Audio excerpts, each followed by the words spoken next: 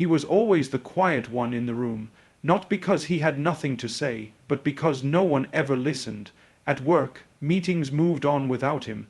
At home, his thoughts stayed trapped behind nods and halves. Miles.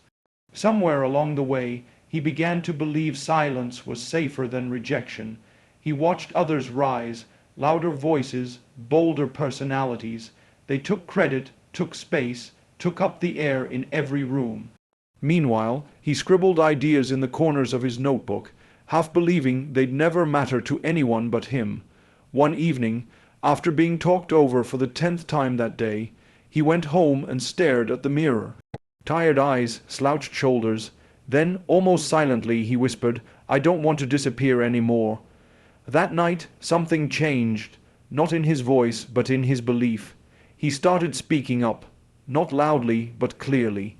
In meetings, his voice was calm but firm. People turned, listened, and when they didn't, he didn't shrink. He repeated himself, held his ground.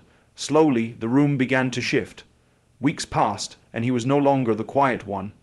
He was the one people waited to hear. Not because he raised his voice, but because his words finally carried weight. Confidence isn't volume, he learned. It's conviction. It's showing up when silence would be easier. Today, when he enters a room, he doesn't fill it with noise.